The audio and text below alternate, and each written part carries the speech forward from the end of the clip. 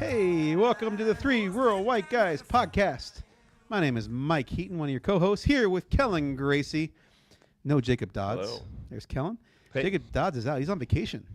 Jacob is on vacation. Yeah, We'll be down to just two of us. Yeah, tonight. little trip, I believe, up to. I'm not. We shouldn't tell people because I don't. Yeah. Yeah, I guess I don't know. People tell people where they go on Yeah. vacation. He's Yeah. having fun with his kids. We Yeah. saw some cool stuff.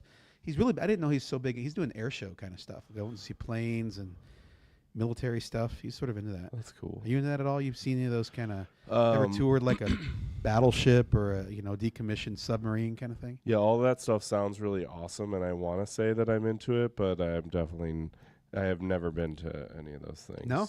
They sound awesome. I did a tour of the USS Iowa, I think it was. I Yeah. think it was a sub. I can't remember. It's been a while. It's in California. And Okay. it's claustrophobic as hell. I don't know how those guys Really? live in those submarines underwater for months at a time or weeks at a time, whatever it is. Like, good Yeah. Lord. That takes some. That to me is like the most brave thing you can possibly do. Being part of a sub. Yeah. That's crazy to me. It's awesome for them. Hey, it's been a hell of a week. It has. We miss you, Jacob. We'll see you next week when you get back. But it hasn't been as bad as a lot of weeks. This has been one of those weeks that has been just sort of a quiet political week. Not a lot's happened aside from some stuff in Maine that happened where they finally figured out who their candidate's going to be. Some primaries are going on, but nothing big. What we As are far as Trump Yeah. 2.0 is concerned, Yeah. quiet week. Yeah, somewhat quiet Yeah. week. We are seeing some of the beginnings of what we're seeing as their propaganda machine. They're starting to put out some information to see what sticks, some trial and error kind of stuff, which we'll get into here a little bit. We're going to get into sort of the Save Act propaganda we're seeing. There's some Red Scare propaganda. We're going to go into that a little bit, what that was like. We're also going to talk a little bit about how this really isn't political. It actually hurts people, the crap that's going on right now. And there's some really need for accountability before it hurts too many people in our country, where we're really hurting Americans, we're hurting our neighbors. And there seems to be a disconnect, I think, for a lot of MAGA folks and a lot of Republicans about the damage they're causing in our country. So we're going to go into that a little bit too. But first, before we get in there at all, let's talk about. I feel like we should take a victory lap a little bit. Pat ourselves on the back. I know, go figure. But like we turned around a podcast episode last week, and half an hour after the speech ended, Trump's diarrhea speech that he did on voter fraud in our country, and I feel like we hit it on the nose. Yeah. We did quick research. We sort of had a quick assessment of what we saw reading through some of the documents he pointed to versus what he said, and then we threw things through ChatGPT. And I think over the last week we've seen it play out as people actually dove into it farther, almost exactly what we said last week. Not that a lot of other pundits and political folks saw the same shit because it wasn't hard to see through. But what were some of the big takeaways from last week that we've seen played out in terms of this, the SAVE Act and this push for the SAVE Act, but more so the disinformation that Trump put out there compared to what he said? Like, he was insinuating all this fraud had happened, but when you actually looked at the files that he gave, it just wasn't there. Well, I think what you just said is really the big takeaway this week that I got. Once everybody had a chance to digest, right? Had a chance to read through exactly what was posted. Most people came to the same conclusion we did, that this does not say what he says it says, or that he claims it says, right? Particularly as it relates to election fraud and some sort of deeply or well thought out reasoning behind why we needed to implement the SAVE Act as part of a broader reform package in terms of voting. But I think the number one takeaway for me from this week, to answer your question, kind of pointedly, has just been that the documents, as we read them live, 10, 15, 20 minutes after he gave the speech and told the world about him, everybody else basically came to the same conclusion we did. Yeah. I think so. Well, and actually, they found even more stuff. Like, one of the things I found most funny, ironic, I guess, is there's some information in there about Russia's interference. In the election system, like in the election process, especially going into 2022 or 2020, that outlined that they took current narratives out there and and highlighted them and pushed these narratives of fraud that wasn't actually happening, but they took those stories and those conspiracies and they amplified them in order to undermine the legitimacy of the election. Right. And it literally said it in the documents, and it literally was almost verbatim what Trump said during the campaign and after the campaign that led to January 6th. Right. And it is almost like a clear indictment of the bullshit. Right. If you bothered to read the fine print. And I think that's what gets me the most, though, and worries me the most, is they were confident putting that shit out there, knowing people wouldn't read the fine print.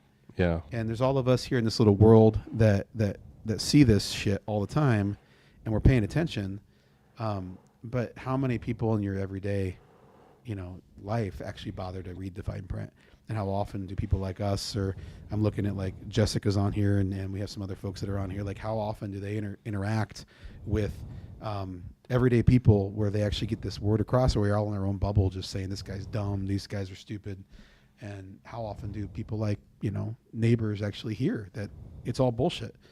Or do they just hear Trump said that we've had massive fraud and he proved it through classified information that was released yesterday? Well, we spent a lot of time talking about echo chambers. Right. Right. And that's really what it comes down to, is such a significant portion of the American population, especially older, whiter American population, gets a sort of siloed version of the news, of reality. Right. And we're seeing that right now. that's what it boils down to, right? Well, Terry here on the thing says, I don't think any of these people watched the January 6th testimony. Like, right. Well, exactly. It's it's maddening. He's absolutely right. If I recall correctly, Fox News didn't cover, didn't even carry most of those hearings. Yeah. So if you were a normal Fox News, I just mean normal in the sense that if you were to get news about politics or current events, that you would get it from Fox News. If that describes you, you didn't get any coverage at all of January 6th. That's absolutely true. Right. And later on today, we're going to go into why in 2026 at this moment in time, that's not an acceptable excuse anymore. Right. Because we're going to talk about the damage that it has caused. And if they don't know about it, that's on them. But we're seeing that play out. And one of the things that I think a lot of people, even those of us in this bubble, I think we know it exists, but we haven't seen it this clearly before, is that what this was last week was really the beginning of a propaganda campaign. Like almost immediately, my Facebook thread, I delete all my posts after a while. When I post something political, I delete it after about a week because I don't want to get caught in that bubble. And I want to see like all the politics that get shown up if you don't have a solid algorithm of just Democrat stuff. And so I delete all my posts. And as a result of that, I get a lot of right-wing stuff that just shows up because I don't have, and sometimes I go in and comment on that crap. So it shows up even more. And you saw it. You could see it very clearly. All these names I didn't recognize that had 1,000, 2,000, 4,000, 10,000 followers suddenly showed up in my feed that were clearly not like regular people. Like it's clearly some kind of profile that's been created to push. It's sort of like a Iowa Standard kind of national thing.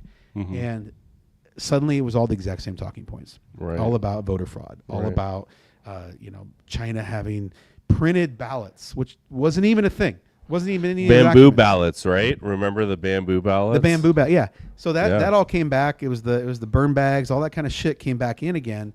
But none of that was in the documents last week. Right. But because Trump hinted at all that shit, suddenly people are talking about it and they're acting like it's real. Right. And then you call them out on it and online, and they'll argue with you, and you're like, show us a document where it says that, and they stop talking to you, and they just want to keep the narrative going, right? Yeah, right. So we're seeing that. We're seeing that heavy because they really want to get this thing through. Either they want to get it passed, or as we said yesterday, they want to have the excuses. If it doesn't pass, then they can say, well, we had fraud because we didn't pass it, and therefore we're going to cancel the elections, or we're going to say they're illegitimate, or Georgia's not going to count, all the kind of crap they're already hinting at as we go. It's interesting because somebody like you mentioned earlier that old white scare tactic. I call it the boomer scare tactic. You look all nice and relaxed, by the way, today. You sit in a different chair today. You're in like a you got one of those like nice barrel chairs. You're not like in your desk chair. You look all chilled. I'm not going to endeavor to show you or the audience the chair because that would involve require a lot getting of up stuff, yeah. and all that. So, So, but yeah, very comfortable. Thanks for noticing. Yeah. well, let's go into a little bit on the propaganda side of it. The other big thing we're seeing, in addition to the voter fraud stuff, we're seeing this sort of anti-communism Red Scare movement again. We mentioned that earlier. Jessica's commenting on here. She thinks it's so fucking stupid.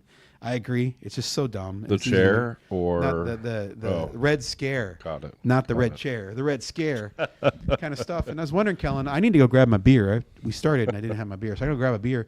Can you get us started a little bit? I'll listen from a distance. What the Red Scare was, what McCarthyism was, and I call this the boomer scare. This is like the boomer tactic. They're going after boomers because that's what they were scared on back when they were kids, and they were taught like communism bad kind of shit, right? Yeah. Which is, I'm not arguing with that, but this is the tactic they're using with the DSA movement right now, saying they're communists. So can you give us a little bit of background with your American politics background? I know it's not something you taught extensively, but give us a little detail on that. I'm gonna go. Yeah, I can do a bit of that. So yeah, with the I do. I would love a cider. The McCarthyism piece, though, really starts. I guess the best way to describe it is a period of paranoia, a period of fear, a period of widespread accusations that are levied against political opponents of the right across America. And it was really late 40s, early 50s where this all kicks off. But the primary figure in all of it is a senator named Joseph McCarthy. And he would use these wild, unsubstantiated, really out there allegations about all sorts of people that he deemed less than politically, ideologically, and this ended up blacklisting. There was a whole thing in terms of Hollywood, a blacklist in Hollywood of people thought to be communists. But nonetheless, the idea here was suppress left-wing ideology, suppress people sympathetic to left-wing politics, and ultimately do so with these sort of smear campaigns, right?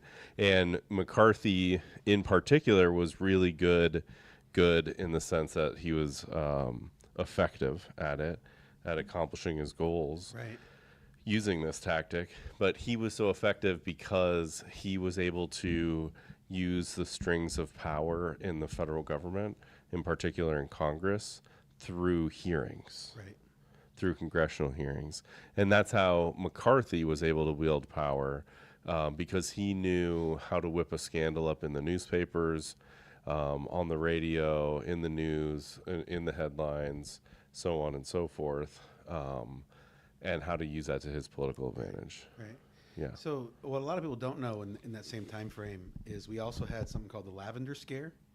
This is the exact same folks. It's the exact same timeline, and it was this sort of gutting of anyone that was suspected of being LGBTQ plus in government during that exact same time. So it wasn't just the Red Scare. It was all these different groups being sort of ejected from government. We're seeing that already. So many people got outed already. Not outed in that sense, but like kicked out of government positions simply because they don't align perfectly with Trump. It's the exact same kind of authoritarian playbook, and it's all fear tactics that, frankly, our parents grew up on, and sadly. And so now when they bring this back in again, it's easy. It's an easy, like, I remember having arguments with my father about this. He's like, what do you think I am, a communist? Because I wanted, like, public schools to be funded. And I'm like, that's not communism, Dad. And like, but that's what he saw because that's what he was sort of trained on for years through this McCarthyism, through the Red Scare, all that kind of stuff when he was growing up. And they're using that playbook again, primarily because of these DSA candidates winning across the country, winning their primaries. And because it's a highly Democrat districts, they're probably going to win their elections as well, the generals. And so they're saying, well, these DSA candidates who are Democrat socialists are also communists because they're just making that leap. Right. Do you mind? You're the the poli sci guy. Can you explain the difference between a DSA person and a communist? Well, I mean, fundamentally, not even just in terms of individuals, in terms of a person, but just in terms of what communism versus democratic socialism is. Socialism and communism are sort of related, but definitely not identical concepts. Communism, especially in its purest sense, is an economic system in which the government owns the means of production. What that means is you don't have a stock market where you have public ownership of stock that's bought and traded and sold on the open market, and you don't have private ownership. Right. Everything is owned by the government, and everyone in the country, in some way, shape, or form, works for the government. Right? That's what communism is total state control. Not state like state by state, but state like the country, the nation state, nation state control over the economic levers in a country. That's what communism is. Okay. Usually, in line with a authoritarian leader of some kind who has either taken power by force or manipulated government, a democratic system, to become an authoritarian. Right. It almost always. It's very rarely actually been adopted, especially in its purest form, anywhere in human history. But yeah, in order to really get it to that point, you would almost certainly need elements of authoritarianism. Right. Yeah. Right. Well, especially if your starting point is democracy. Right. It's really hard to convince people that that's the way to go, right? Anyway, nonetheless, they're using that word, communism, right, as a scare tactic, because the democratic socialists that you see, and some of them are kind of batty. They're like, sure, they're out there. Yeah. They have some really crazy ideas in terms of like no prisons and no punishments for murder and this, that, and whatever. But those are sort of isolated individual candidates, and you can, for every one of those, turn around and say, look at there are people in the Republican Party who you would say are extremists in a similar sense, right? So, but setting that aside, a democratic socialist is not a communist, and communists don't tend to be happy in the Democratic Party because even a democratic socialist is more of well, think about it this way. The U.S., by and large, is already a society that you could describe as democratic socialist because it has socialist elements like the fire department and public works departments that build and maintain roads and highways, infrastructure, the sewers, so on and so forth, right? The list goes on and on and on. And then we have a capitalist society. Right. And the democratic socialists, those that are in the U.S., they're not interested in ripping out those capitalist elements. No. Yeah. That's I guess a long-winded way to get to that's the fundamental understanding of why a communist is not a democratic socialist. A democratic socialist is not a communist. And you can bring it even farther over a little bit to understand even better. I'm a big regulated capitalism opponent. Like I do support capitalism. I'm not an anti-capitalist, but I'm an anti-unregulated capitalism. Yeah, with rules. People are greedy. Yeah, there needs to be rules. Yeah, and on top of that, there are certain things in our country that have to be social programs. They just have to be. Right. Otherwise, you get massive inequality. You get massive. Right. Transportation breaks down. The economy breaks down. So there's pieces of our structure of our country that have to be funded by government programs. But even then, those are contracted out to companies to build. Right. You know what I mean? Like there are some programs that we run, but other stuff we contract out. Like the building of highways, those are construction companies to bid on. Well, even as fundamental government elements as things like the police department and the fire department and whatever, they buy equipment. Right. They have to buy vehicles. They have to have those vehicles get oil changes and maintained and repaired and fixed and so on and so forth. And it's a balance based on where you're at in the country, what you're doing, how much funds you have, how many people are impacted by it. You get to a place like New York City, and there's so many people in such a dense area, you have to get along. Yeah. You have to have social programs there that have safety nets that are run by the city, in order for the city to function because it's so Right. damn dense, right? Out here in the middle of nowhere, which I'm proud to call it the middle of nowhere. I love living in the middle of nowhere. You don't need that. It's not as important, with the exception of certain things like public schools. We can't afford to keep our own public schools going if it was privatized. We're too small. We don't have enough resources to do it. So we need a state that helps to fund that, helps to give us equity and education across the state. And so we have that balance, right? And some places are different than others. Rural has different needs. Cities have different needs. And we have some variation of a social capitalist, regulated capitalist program. Right. And then that's the whole point of the freaking state legislature and Right. Congress. They determine what's needed where, representing us to do that. Right. Which is the core of why they call it democratic socialists, is because Right. people are voting for it. I'm not a democratic socialist. Yeah, I'm not, no, neither am I. but I'm happy that yeah. they're in the party. I don't mind that they're Yeah. on the far left of the party. Like, Yeah. I think they bring some really good ideas. They point out a lot of problems Yeah. that need to be addressed, and we work on it to find solutions together. We call them out on bullshit stuff that's not going to work that they think will work, and they call us out on bullshit that's not working. Well, the big emphasis that they bring to the table in terms of the broader tent of the Democratic Party is really that emphasis on inequality, income inequality in Right. particular. And I think that is one of the key crutch issues of our times, or Right. crucial issues of our times, is income inequality. Because the last time it was this bad, we had some really bad economic consequences as a result of that. Right. And if you just look back, if you're a student of history and you look back through history, you see also all sorts of examples of societies that once income inequality started getting out of control, or getting to a point where you reached a particular threshold, you were at a rough spot, and it was bad news bears after that. So nonetheless, I think that's an element that the Democratic Socialists bring to the table for the Democratic Party in the broad tent sense is bringing that issue, that conversation to the forefront. I think one of the reasons it works is a scare tactic, though, and I think this is that really big rural conversation. And it's something that Republicans have abandoned, so I think it is an opportunity for us to take up personally. And a lot of Democrats don't agree with me on this. There's this concept that came out of Poland during those years that was anti-communist, during the times, roughly the time when the wall fell in Germany, that kind of era, post-World War II, about called subsidiarity. Have you heard of that concept before? Subsidiarity. Yeah. No, I don't think so. Yeah, it's this idea that local control first. Okay. If people can take care of it themselves, you let them take care of it. Yeah. No, Now, I can get behind that. Yeah. But if it doesn't work and they can't take care of it, you take it up a level, right? And the next higher level takes care of it.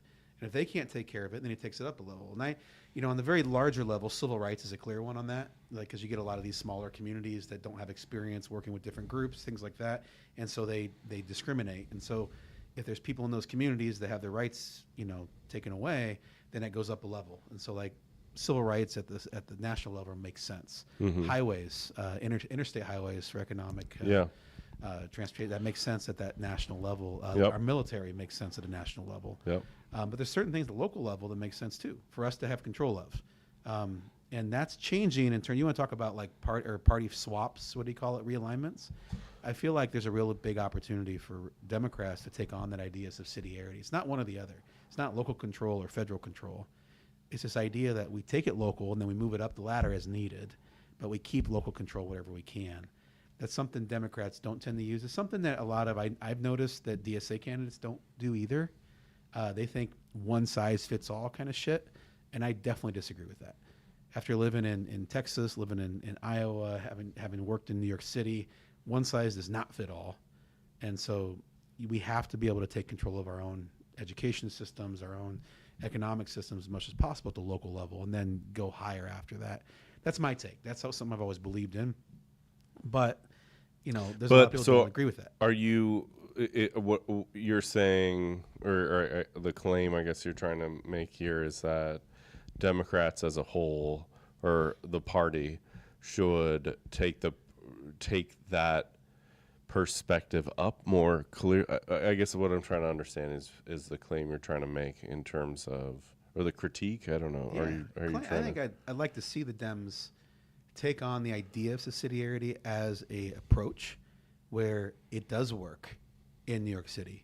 And Mamdani does work in New York City really, really well. That's what they need. It's a 10 million person community. I don't remember how big the city is now up there, but Yeah. they need that because that's what it takes to govern and to make that society function Right. in that community. And they need to take it up levels or keep it local in that sense, in that way. And in Mount Pleasant, Iowa, it's different.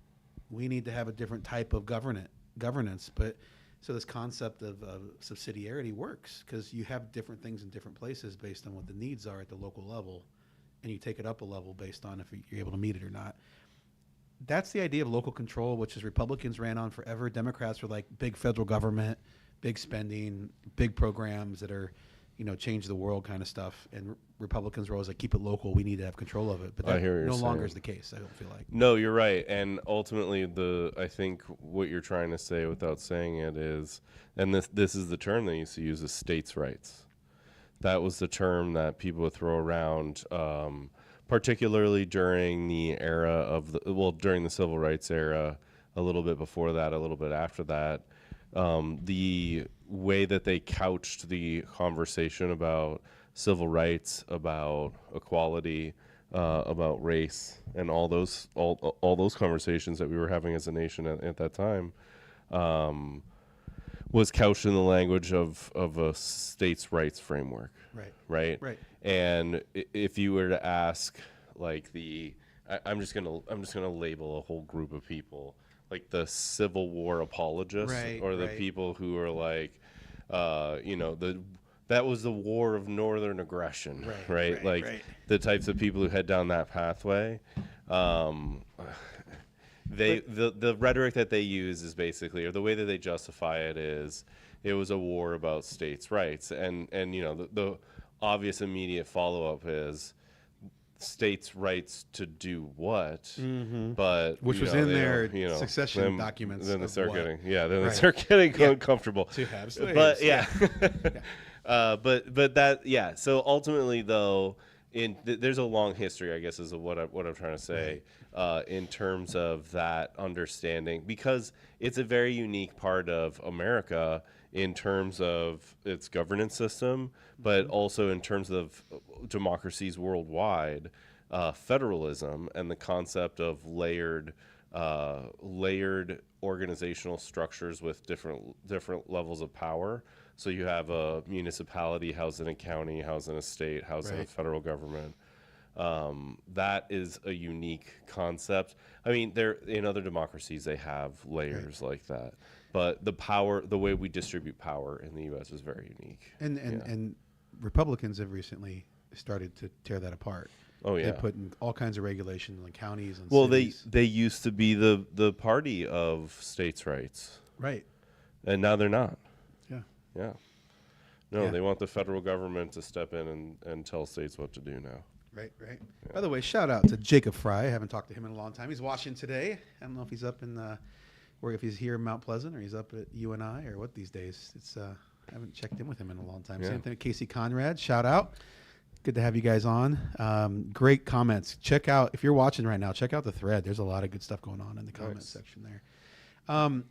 Those are all campaigns that are happening right now in real time. Like you see it, you see a lot of money being put into social media, to Fox News talking points, and having those counters is important. But I also think they're becoming less effective than they used to be. People are sort of seeing through that crap a little bit. I don't know. No? See, I don't know. I'm old enough now to have heard that talking point for a very long time. Okay. I've heard since I have been interested in politics, which honestly was the first election cycle that I can remember, like everything or a lot of things that happened during that cycle, was the 2000 cycle. Oh, sure. And I remember things that happened in the 96 cycle. I remember the Monica Lewinsky scandals. I remember a lot of the second part of Bill Clinton's term. But the first election I actually sort of paid attention to was 2000, and then the other one was 2004. Right.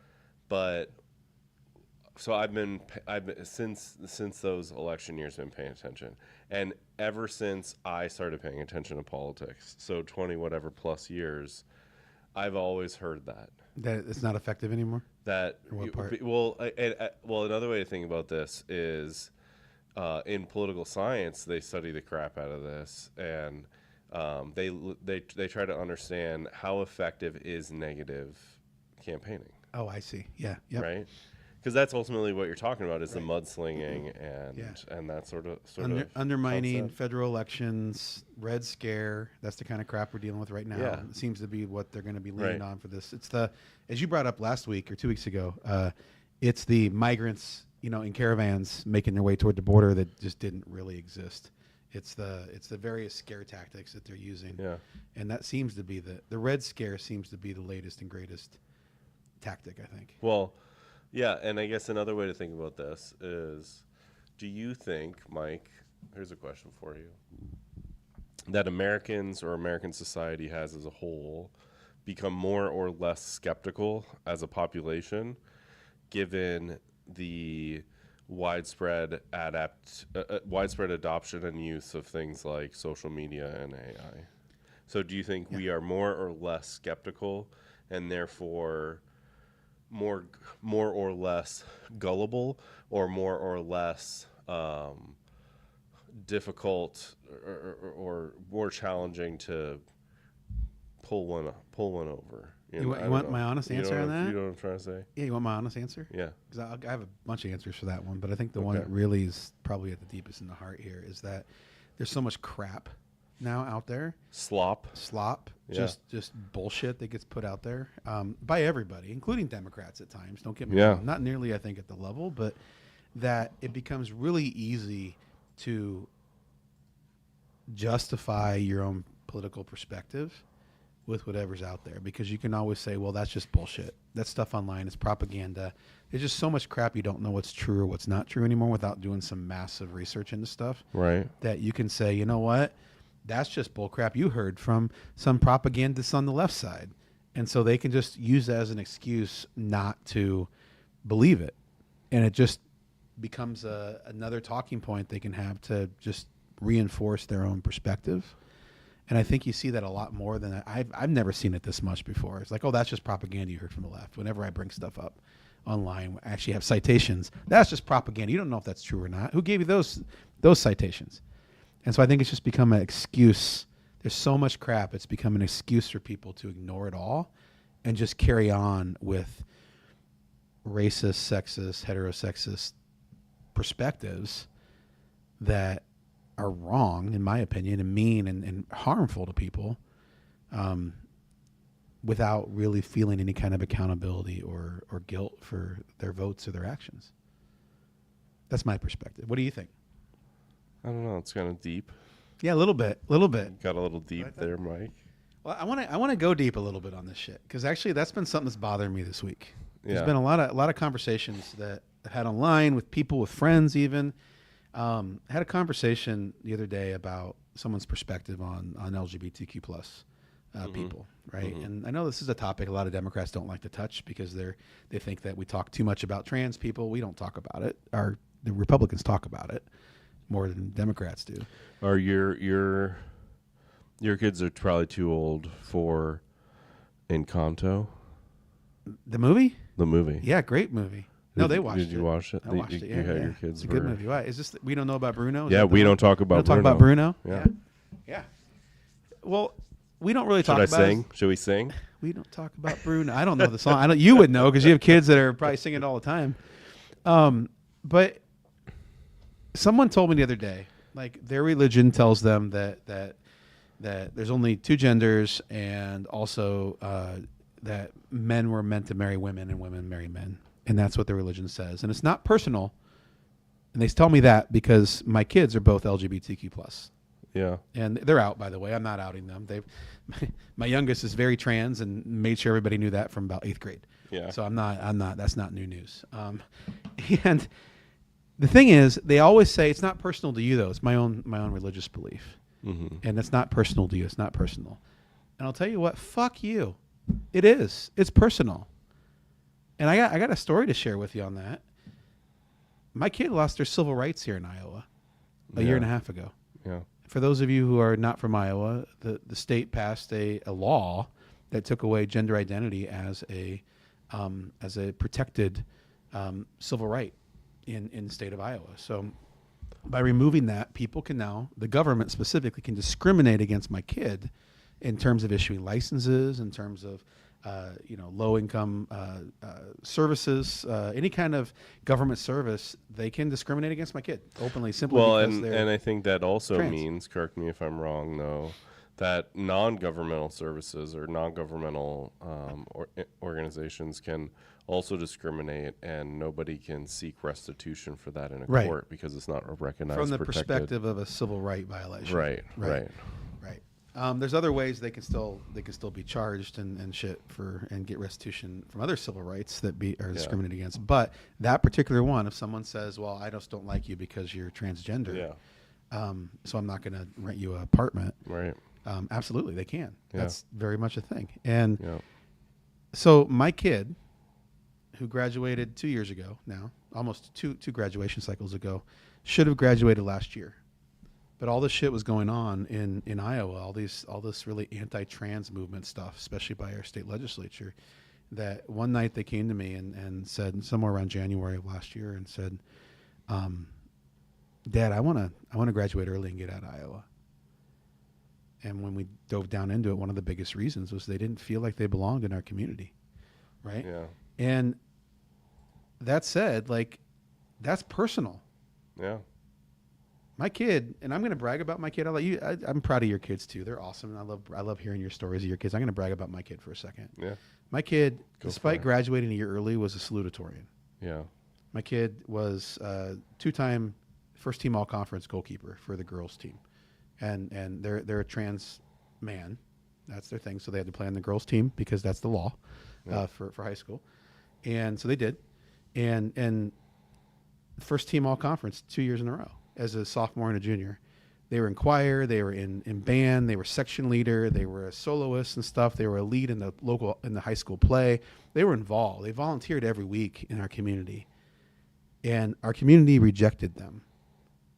They voted for a man in Jeff Shipley and in the turd from Oskaloosa. What the hell's his name? Our senator. I can't always blank on his fucking name. What's his name? Anyway, they voted for him. I can't remember his name. He's not worth remembering, honestly. He's such a turd. But they voted for these guys that use trans issues as their stepping stool for power to win elections because they... Dickey? Dickey, yeah. Adrian fucking Dickey. He's a fucking dick. His name is so appropriate. He's a Dickey. Yeah. But they ran on this shit. They constantly talked about it, even though trans people have no impact on 99.9% of people's lives. Yeah, they pushed the culture wars thing really hard. Oh, hard. And what they don't understand is this has an impact on people's lives. And I can tell you from my own experience, I lost a year of my kid. Mm-hmm. Their senior year, at the peak of where they should have been in terms of like soccer and music and all the things they're involved in. Well, why would they want to hang out in this state that's just full of people spewing that kind of vitriol and that hate? Yeah. You know? And they didn't want it. They were ready to leave. And by the time March rolled around that year, they had made the right decision. They sort of verified it. So we had to get especially approved to graduate early, and they did. And by the way, they went to Vermont, and they're doing fucking great. Yeah. Live in a rural setting, by the way. They love rural life. But and they shouldn't have had to flee the state. No. They love Iowa. To feel comfortable. Yeah.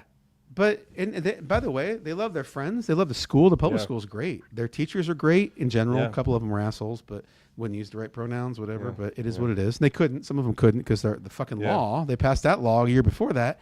They did not feel welcome to be themselves in our state. And I'm telling you right now, and I'm bragging on my kid. I realize this, but we lost a fucking salutatorian.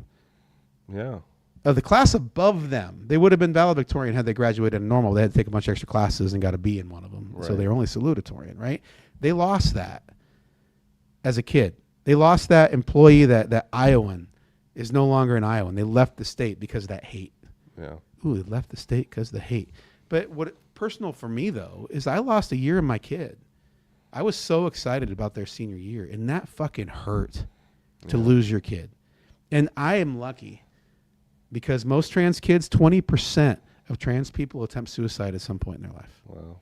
I don't mean to. I mean, I should have given you guys a trigger warning, I guess. But like that happens. That's a thing, and this is why my wife and I have been very proactive in terms of like supportive and listening and finding the right counselors and therapy, all that kind of stuff for our kids, because that happens all the time, and it's sad. We had a young person commit suicide in 2017 in Fairfield, a trans kid. I had another story of after I've talked with one of my colleagues when I was working up in Cedar Rapids, and he didn't really know much about the issue, and I talked to him about my kid and all that kind of stuff, and he's driving home one day at night, and he sees someone sitting on a railroad tracks, and so he pulls over, and he stops and goes and talks to that person, and it turns out this person's sitting waiting for a train to come, and he's trans, and he tells a story about how like his parents didn't accept him and his community doesn't accept him. And he gave the whole rundown, and thank God my colleague saw this person and gave him the support he needed and got him off and got him off the railroad tracks and got him to a counselor, and was able to find some support and get the resources he needed. Yeah. And like that kind of stuff happens every day. And I had someone tell me it's nothing personal, it's just my religion the other day. And I heard it again on just today. I saw it online. A friend that I grew up with posted the same thing. Yeah. God tells me marriage is between a man and a woman. God tells me there's only two genders. 1.7% of all babies born in the U.S. and across the world have multiple sets of genitalia or some variation of genitalia. And that's not even getting into the chemicals and the enzymes and the glands that are also associated with gender. And to say that everyone's born a man and a woman is absolute bullshit. It's not biologically correct. It's not scientifically correct. It's religiously incorrect as well. That's a new thing people have brought up. It's not in the Bible anywhere. It's been politicized, and religions are making it up, especially mostly super Christian pastors are reading propaganda given to them by the Heritage Foundation. And it's harmful to people. Yeah. Period. When the President of the United States stands up in every damn speech, including last Thursday when he spoke and he started bragging about himself, and he says, we stopped gender for all, or I think is how he said it this time, but he also called it transgender for all during the State of the Union speech. Like, what the fuck is that to start with? There's no such thing as transgender for all. That's not a movement. That's not a thing. It's just simply saying there are transgender people. Respect the fact that there's transgender people. That's all this movement was. And they've taken it to be like this big attack on God and religion and their churches and their communities and shit like that. And they're doing it for political gain. Point is, it harms people. I'm sorry, I'm going on a little bit of tangent here, but it is personal to people. Well, yeah, and that's, I think, really what you're trying to say is, so often, especially in rural areas, you hear from people who say, I don't do politics, right? It's not personal. I don't do politics, whatever it may be. Right, right. Or like they say, like you were just saying, people might say, it's just what I believe. It's my personal beliefs and so on and so forth. But ultimately, in the type of society we live in, and we all got to get along, right? And in our society, we either have to allow each other to live our lives the way we want to live them, or we don't, right? And that's really what it comes down to. So, because once you start putting those sort of guidelines in and saying only the certain types of people are living the appropriate lifestyle according to the government, right? Then you're, and slippery slope is a logical fallacy, but then you're heading down a pathway that I think can get pretty dark pretty quick as a nation state, from a political science point of view. So I don't know. Terry brings up a good point in the threads here too. By the way, there's a lot of pastors that don't believe that. There's a lot of biblical teaching that doesn't discriminate in that way. Mm-hmm. So what I keep telling people is they're choosing which pastors they listen to. They're choosing to who they take their information from. Yeah, because there's plenty of Christian pastors that are the exact opposite. They're about love, support, all that kind of stuff. Right. So you choose who's going to define and back your perspective, right? Well, the concept of a hate preacher is a real thing. Mm-hmm. right? The For idea sure. that there are leaders of congregations, leaders of even very small religious sects who spew what can only be described as hate Right. in a way for personal gain or whatever it may be, but for whatever reason they're doing it, it's hateful. So Right. those are real. Yeah. And they weren't talking about trans people 20 years ago at church. This No. has been something that's pushed by politics, by specifically the Republican Party within churches in the last 5, 6 years, 10 years, really. Yeah. They push this narrative harder and harder because they know it works. It scares people. They don't understand it. Yeah. But it's even beyond that. Like, people talk about that issue, obviously, is a big one right now. LGBTQ plus issues in general are always one of those sort of pieces. Yep. It's been part of the, like we talked about the lavender scare earlier. But a 3-year-old in Maine watched his father gunned down by ICE earlier this week. Her, last week. yeah, the Yeah, sorry. daughter, Yep. 3 or 4, something like that. Yep. But yeah, Biddeford, Maine. Yep.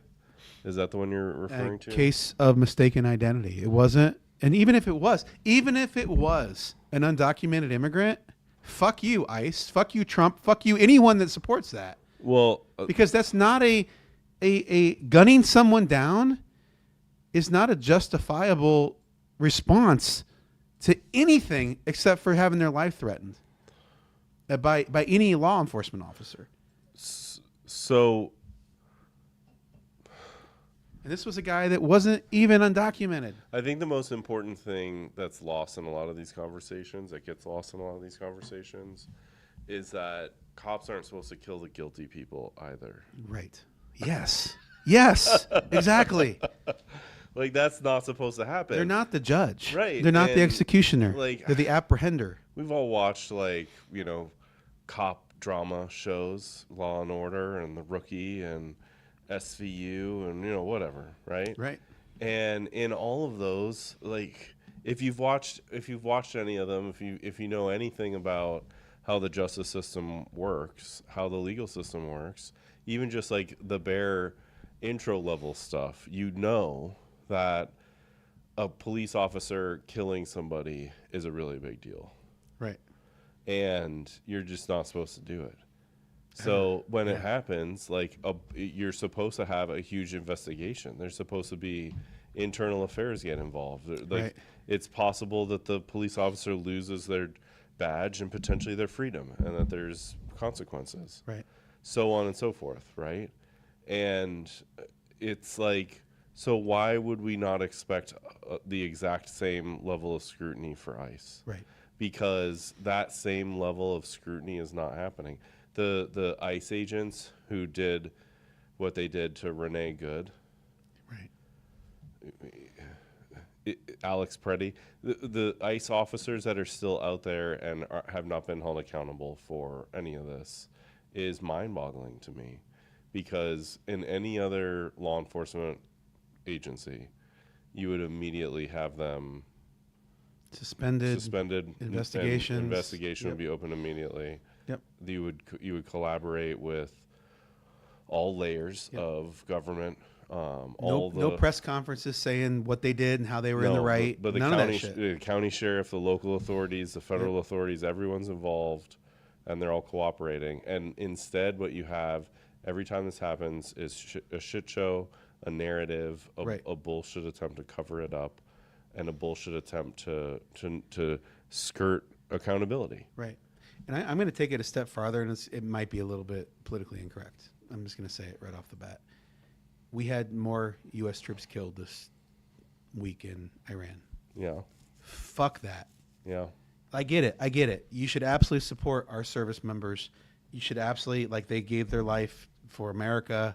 I'm not being disrespectful in that sense, because you look at World War II, you look at Vietnam, you look at different things we have done where we're defending democracy, maybe not Vietnam, but we're defending against fascism. We are fighting against worthy causes, or fighting for worthy causes, right? This is not one of those. No. We have no fucking clue why we're in Iran. Nobody. It's not to prevent the nuclear bomb. No. That was bullshit. He keeps saying it. That's complete and utter bullshit. We know it's bullshit. His own freaking intelligence community said there was no threat of a fucking nuclear bomb a week before we went to war against them. Like, it's a lie. We don't know why we're there. We've accomplished no objectives we set out to do from the very beginning of the war. You remember? I'm old enough to remember when they said we had to do this to protect the people of Iran. Right. Regime change. We needed to get rid I'm of old the enough to Ayatollah. remember when. It's been that long, right? Yeah. Right. But that's my point. Is like people have died. Kids have, not kids, young men and women, I don't know if any women have died, but young soldiers have died serving our country for what? Right. Maybe there's money exchanging hands. There's definitely manipulation of the stock market as the war starts and stops and starts and stops. And people are making a lot of money because they're disinvesting or investing in stock before announcements are made. We've seen that. You can see it in real fucking time. So for these people to make money, we've lost this many soldiers. They have to give their lives for Donald Trump and his family to make money. Like, is that what this is about? Well, ultimately, Mike, I think that's why this becomes the final legacy of Trump is this Iran debacle, because he's put himself into this quagmire where he has to reach a particular level of, let's call it, success, or else it looks like an utter failure. Right. Because the status quo prior to him ripping up the JCPOA in 2018 when Donald Trump did that, the status quo in the JCPOA was cooperation with Iran, investigations at their nuclear sites. Investigations were ongoing. The IAEA had been there several times, so several different sites. Right. There were ongoing disputes about access here and arguments about this, that, and whatever. But by and large, Iran was cooperating. Right. And there were all of the elements of preventing nuclear proliferation in place, right? So Trump has to get something better than that, because even getting something as good of that doesn't make any sense. Like, okay, we went to war. Pete Hegseth just this week said it was $38 billion, something like that, was his estimation in terms of the cost of the Iran war so far, which I think is a complete utter bullshit. Which, by the way, is just money. Right. These are lives we've lost too. Right. That we can't talk about. They're worthless. Like, we lost them for no reason. Well, and the impact, just broadly speaking, on the economy, because we're all dealing with higher gas prices. Right. Like that kind of crap, right? It's not even included in those numbers. But either way, regardless of all that. And Tim mentions too, don't forget the cost of people that died in Iran. Right. School children on day one. Right. The body count that isn't U.S. troops. Right. Right. Right. Which isn't included in the 16 or whatever. And I can't get over that cost, that price tag, not price, but the cost of the war with all of those things. You have to, in exchange, get out of it a set of conditions that is better than what the JCPOA gave us prior to 2018. So that's his problem, and that's why this is going to be his outstanding legacy, is he can't cut a deal that's worse than that, because if he does, he looks like a complete and utter buffoon. But here's my take on that, is I don't think anyone cares. I don't think he cares. I don't think his followers care. They'll justify it anyway. But I really don't think he cares. We try to put this big thing on him about how he cares about himself and he's all egotistical. He cares what people think about him. Well, the more, sure, but that's like a moral judgment on him, and that does nothing for us. Well, the more and more people coming out of this White House, at least, have said anything about him, a lot of his motivation is around his legacy. Well, I think we say that because it's easy to judge people on that. Yeah, I don't think that's his main motivation, and I'll stick by this because I look at what his actions are. Yeah, I would agree. The guy with that. freaking stinks up every room that he walks into, literally. Like, he shits his pants. We know this happens. Everyone talks about it. That's his legacy. Yeah. You can't get over that. You're always the guy's going to be the shitting president, right? Yeah, you're the disgusting fuck. Yeah, he's the one that you don't want to be near in a room because it smells. Right. Little kids wrinkle their nose every time they're near him. Like, we've seen the videos. Everyone talks about it. It's not a secret that the guy shits his pants constantly, right? That's his legacy. You can't get worse than that, right? What he really cares about, though, and I think he's willing to do, and here's the thing. Most people would. The guy is raking in. He literally, it's proven. They came out with documents. Billions of dollars for his family. In the first year back. Tell me this, Kellen. Would you walk down Main Street, Mount Pleasant, buck ass naked for an hour around the block if someone gave you $1 billion. Absolutely. In a fucking heartbeat, Absolutely. right? Yeah. I would do it, and this is going to be weird to say, but I would do it with a fucking bungee cord tied to my dong. Well, you're getting next all to weird. a tractor. You- I don't give a fuck. $1 billion. Nobody asked for the extra I know, conditions. it was too much, That right? was But, too like, much. my point is that there's an extreme you go to for that kind of money. Right. For that kind of influence and this fucker will do whatever. He doesn't give a shit if he's shitting in rooms. He doesn't give a shit if he's gets a bad legacy rap on Iran. Like, he doesn't give a fuck. He's walking away with billions of dollars in cryptocurrency, in stock market manipulation, which that's the problem to me is everyone wants to judge him for some kind of personality trait. Right. Personality trait means nothing to the families just lost their troops, their young family members that died in Iran.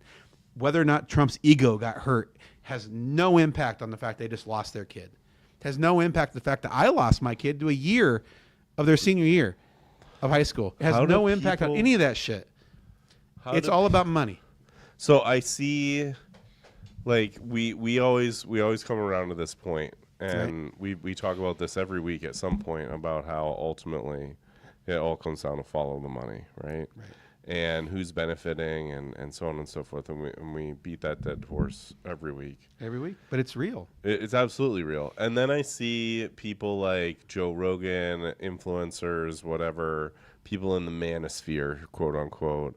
A lot of the reason why Trump won the 24 election, a lot of those voices of that movement backing out, especially around Iran. Like, hey, this is not what we signed up for. You said you would end forever wars and this, that, and whatever. Plus add in Epstein, and you have a lot of people fleeing that ship. Right. And that's really from the like headline perspective, from the like punditry, right? From the influencer sphere. So are we going to see that actually translate in this midterm election where people are going to equate, okay, my vote matters here because I don't want to vote for somebody who's just going to enable this president to do all this terrible shit that I voted him not to do? Are we actually going to see all of this play out and have a blue wave? I think enough people will feel that way. I think enough people have morals. I think enough people realize that. Well, I guess before you kind of launch into your answer there, I just want to add, don't be what are you hearing is what I'm asking versus speculating. Right. You know what I'm saying? That's a great question. Or I mean, it's okay to say like I haven't heard a lot of like MAGA people or MAGA light or Republican adjacent people talking about this, but that's an okay answer too. But less speculation, more like what is actually going on out there? Right. What do you think? I personally think that watching the guy gun down a woman in her car, whose tires had clearly turned to the right. Yeah. That you can try to change the narrative of that, but that made it through the bubbles, right? Across every news outlet for weeks. Yeah. Then a couple weeks later, the guy gets gunned down in the street while trying to protect a woman. His gun is clearly not out. It's in his pants, and he hasn't reached for it, and he gets gunned down, and that's very clear, and that bursts through the bubble as well. Countless stories of like this guy in Maine who got gunned down by ICE. I think there's enough evil that's happened, pure, just sadistic evil that's happened because of the people in charge right now. Mm-hmm. That there's enough votes out there to win potentially the House and the Senate this upcoming election. Yeah, I think it's that bad. That far. I would go that far. Because, but unless people forget shit over the next 3 months, which I think, but you keep gas prices up high enough and all that shit. I think it's gonna be hard to forget the pain that comes with all that stuff. And it's a midterm election against the sitting president. That's all the stuff is lining up to where there's a good chance the House and the Senate will be overtaken. Yeah, and the fucker will be impeached and gone. Well, you spent some time in Texas, good old Tejas. And that's the white whale of the Democratic Party. Yes. They're always talking. Every time. This is the cycle. This is the cycle. Every time, but there's is never this the year, been Mike? enough. Is this it? Here's the thing. Every time they say it, It's never true. You know, I remember there's a whole episode with Jon Stewart who just laughed at it the whole time. Like, you guys say they're purple every time. They're never purple. Texas is never purple, right? This time, this is the bold prediction time. I am, because what people don't understand is in Texas Texas was Mexico. You're zooming me in. Hi, I'm right here. Bold prediction. Bold prediction. Mike Heaton. Yeah, I live in Texas 10 years. Okay, in Texas, you got to remember that they were Mexico. Okay, so people didn't immigrate. Spanish-speaking families, especially, didn't immigrate to Texas. They lived there fucking first. Right. And then it became the U.S. Then it, for a very short time, became the Confederacy. At one point in time, it became Texas. And then they were like, oh, we can't do this by ourselves. Let's join the United States. Yeah, better off. Yeah, it's really funny to hear them talk about it. Like, we're our own. Like, no, you fuckers, you couldn't survive without us. Civics classes. Right, yeah, it's a whole other thing. Yeah. But I do know that when my kid came home at school, he had a big Texas flag written on, he drew and colored it in on one side, and he flipped it over, a little tiny American flag on a pole on the other side. They have priorities in Texas for sure. Subsidiarity, right? You like that? I brought it all full circle there, right? So here's the thing. Yeah. People don't understand that in Texas, a lot of the Spanish-speaking families are 7th, 8th generation. Yeah. Right? They've been there longer than most white people that speak English. Right. Right? And they have Spanish heritage and they have Native American heritage. And when it comes to immigration, it's not as clear-cut for them as you would think, because most of them aren't immigrants. They've been there for a long time in their minds. They've done it the right way. And so you keep seeing these trends that surprise everybody, that all these Hispanic families and, Spanish-speaking families, they voted for Trump for some reason. Like, no shit. They're in the oil industry. They're in these other industries that impacts their lives. Right. And they're not first and second generation immigrants that'll be impacted by any negative immigration policy. What we're seeing from Trump right now is flat out racism. The policies they're using, how they're going about in implementing those policies, the flat out murdering of people that aren't even undocumented. They're being profiled just because they have dark skin. Yeah. Is that enough to break through? Is that enough of a... For Texas? Well, I mean, it doesn't even that's really... That's the question, right? Yeah. Can enough of them, 8th generation Hispanic Americans, Mexican Americans? Those Senate, those statewide Senate and gubernatorial races, they haven't been like super, super close, but they've been pretty close. Yeah. Tellerico, I think, will win. Right. So, yeah, the question isn't even... It doesn't have to be a landslide shift.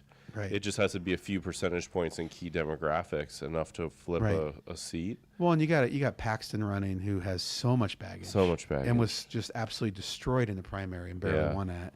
Like, there's a chance the gubernatorial race will flip. There's a chance that the Senate will flip with Tellerico. Tellerico, is that how you say his name? Yeah, Tellerico. And I think the problem is it's not a presidential election.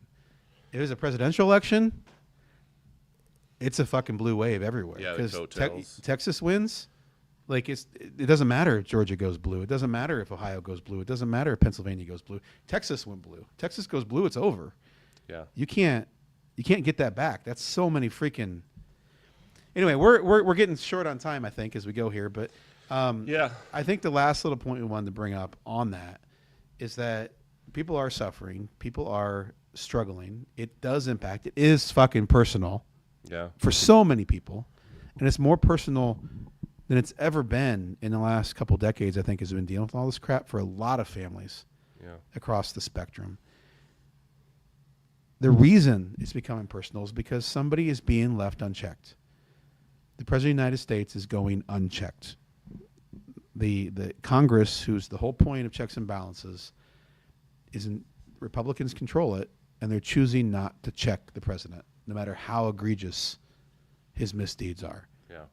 And even today, they're voting on this. Did you see this? Where they're voting on this anti-corruption thing for stock and trades for Congress people, insider trading. Actually, I saw 3M was pushing about this on her socials. So. It's all fucking smoke and mirrors. Yeah. You know it's not banned families from trading. Yeah. So you can literally call your wife up, your spouse up, your husband up, and say, "Hey, I just learned this. Buy 100." Yeah. Which happens, by the way, all the time right now. Yeah. They're doing that. You can literally track it, right? That's not being outlawed. They're not having what do they call it? Closed trusts. They're not all this shit. Blind trusts. Yeah. All these pieces that there's so many loopholes and yet they're out there saying, hey, we're closing, we're making it so they can't do this insider trading. There's nothing against the President of the United States in there, who's clearly doing it without any hesitation. And that kind of shit is happening right now, and they're lying about it. And they're saying that they're passing these bills in order to look good when it's just all fluff. And they're not holding at the same time the president accountable for anything. President doesn't need to follow the laws, Mike. Well, literally, according to the Supreme Court. Yeah. But that's where the checks and balances come in. Yep. He needs to be checked, and he's not being checked. And that's where we come in as voters. If our congressional people aren't doing it, who are currently Republicans, We got to kick him out. we have to kick them out. We don't have a choice as human beings. Of Gotta any go. ethical, whatever, we got it. It's time. And we have to vote. We have to work our asses off this midterm to get him fucking gone. Yep. Because it's not going to make it much better because J.D. Vance is a fucking tool. But honestly, I think Yep. J.D. Vance can be manipulated if Trump gets tossed. And I think you can probably work with J.D. right now to negotiate it because he just wants power. But I think the second he goes, so does Stephen Miller and the racist shit. We'll see. Yeah, you could at least clean house with JD. He's still a scumbag. But He is a complete scum, but he's a manipulable stuff. He Yeah. just wants power. He wants to say he was president of the United States. a useful idiot. He's a useful, whatever. He'll do whatever it takes, and he's a fantastic dancer, according to all the memes I'm seeing that you're posting recently Yes. too. He's incredible. With that curly dancer. hair and Yeah. he's- The hot dog water. Oh yes. Anyway, any So, other thoughts on this upcoming? Final thought Yeah. from me is, well, it's not really a thought from me. It's from the comments section. Someone asked if you could give us a good Texas story, Mike, Oh yeah. to make us understand Texas. Do you have a favorite Lone Star story, a favorite Tejas adventure, a narrative, a tale Honestly, of your times and tribulations in the great state of Texas? yeah. Do you? Yeah. I lived in Colorado for quite a while, in the beauty of the Rocky Mountains. Colorado is not Texas. It is not Texas. Actually, it used to be part of Texas. Oh, There's a whole okay. strip that went up there, just for the record. The flat, ugly part. This is but- part of the stuff they teach you at Texas high school. Right, exactly. And are we still live, by the way? Mm-hmm. Okay, cool. Oh, there we are. Yeah, cool. I was watching here. But I'll tell you without hesitation, Texas is one of the most gorgeous states in the country. Yeah. It's so fucking big, no one knows it. But we did a lot of camping. We did a lot of exploring the state of Texas. It has the Texas Grand Canyon, known as Palo Duro Canyon. It's stunning. Mm-hmm. It has Big Bend. It has so much fucking history. And when people make fun of Texas a lot, how like they keep themselves, they call themselves their own country, all that kind of stuff. You know what? They kind of earn it. It's one of the coolest places I've ever been. Mm-hmm. And there's so much diversity. Shit. You want my best story about Texas? Uh-oh. When I moved to Texas, Now he's going. I was 210 pounds. When I left Texas, I was about 280. If that tells you anything about how fucking good the food is in Texas. That's quite the endorsement. Oh my God! Yeah, I moved to Iowa. We come here, and my kids move here, and they're in junior high, and my dad, we're sitting there eating, and my son goes, "Dad, Iowa's like the England of food. Uh-huh. It's all bland. Yeah. It's just really just not good." And I can't believe I'm saying that here because everybody's like, "What about the meatballs? What about the potato salad?" We're like, yeah, you know what? It's bland, people. It really is. I'm not proud of Iowa food. I'll take a good tenderloin. Iowa cuisine leaves, Oh. I would admit, leaves much to be desired. It does. There's beauty of it. There's nostalgia to Iowa cuisine. Don't get me wrong. But like when it comes to spice and flavor and basically anything, they got barbecue, they got Tex-Mex, they got Mexican food, they got Southern food. They got it all in that one state. They got Southwestern cuisine. It's all different. Yeah. Those are all different things I just mentioned right there. They're all different. Yeah. And they're all extraordinarily good. And it led to about 70 pounds of gain on that front. So there's happy people down there. that doesn't help me understand Texas. No, that's all you need to know. Because They don't what give I'm a fuck about hearing you because is they have like- everything they need right there. That's what you need to know about Texas right there. That's it right there. That's it. They don't give a fuck about anybody else but themselves.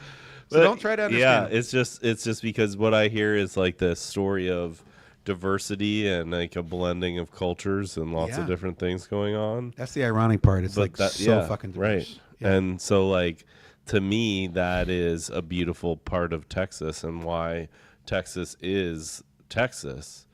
It will go purple eventually. So yeah, it strikes me as odd that they would vote for a movement like MAGA, and Big state. yeah, A lot of people live in rural communities or in bubbles, but those bubbles are breaking by the moment. Their Yeah. lives are breaking. And Democrats are learning how to speak in rural communities better than they used to. Yeah. We ignored them for 10 years, 20 years. yeah. By the way, Jessica, I don't have a choice. I like my wife. I like sleeping in the same room as my wife, so I have to drink cider. I'm just letting you know. I can't do gluten. It is not good for me. That's all I got. It's not a chick beer, and I don't mind if it is a chick beer. I'm all for all genders. Sorry, Jessica.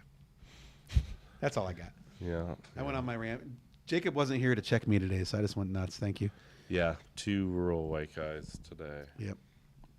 All right, that's all I got. You got anything else? What do you think? What do you think of No. Texas or Canada? Well, For those, if we don't win and we all need to move, where do we move to in Canada? well, that's kind of a loaded question. Okay, well, let me preface that a little more before you disconnect us. Okay. Okay. One of the other things that happened this week Yeah. was they launched this task force against left extremism and left terrorism. Yeah. It to me seems like a precursor to be able to jail anyone and focus Yeah, anyone for that's left. ideological purposes. Yeah, Yeah, as opposed to actually being terrorists, but like because it was really weird how they put it. But if that were to start happening and people needed to run as fast as they could in order to protect their families, whatever it is, where do we move to in Canada? Kellen? So, well, that actually is a pretty loaded question because in that scenario, you're like everybody fleeing America and going to Canada would be treated as a refugee and processed through USCIS, right. which is the Citizenship and Immigration Services of Canada. So yeah, I don't really have that information. That would be processed by your case officer at the border. Fair enough. Fair enough. Where at the border do we cross? Yeah, well, I guess it doesn't really matter. I mean, it does in a sense, but Are they going to send me over to New Brunswick if I cross in Vancouver? Yeah, you might end up. Well, yeah, if you, I wouldn't. That's literally the complete opposite side of the country. So I couldn't imagine there. That's all I know about Canada. Yeah. But maybe that to the extent where crossing matters, you might end up settled like near where you end up crossing. Well, I don't want to. I like Iowa. Yeah. We're here to stay for at least for a long time. Well, and I fight can for what we are here. tell you, the food is better. In Canada? Yeah. You got French cuisine, don't you? Yes, I forget a lot about of that. French There's cuisine. some good French cuisine too. Yeah. Although I will say, if you compare it to America cuisine as a whole, not just Iowa. Like cheeseburgers and pizza. No, like we have everything, dude. We're the most diverse country in the world. We have every kind of food. It just depends on where you go in the country. Right. So I'll take American Well, we food have over all anything. of that too, and then we also have Canadian stuff. But you don't have the southwestern shit. You don't have Tex-Mex. Yeah, we Sorry, but it's like going to a Chinese restaurant in Iowa. Like, of course you have a Chinese Yeah, restaurant. it's there, but there's other stuff too. It's not prominent though. It's not the cultural But norm. it's to not Tex-Mex. here. True, not in Iowa. No. No, that's true. don't We get it here. So you got have to go we to have Texas. meatballs. We have meatballs. Yeah. Yeah. Meatballs and salad that has Snickers in it. I don't Yeah. know. Is what it is. Anyway, we're all done. We're at the end. It's been a fun episode of Three Real White Guys podcast. Thank you all for watching, and we'll see you next week. We will. See you, Mike. It's up and down.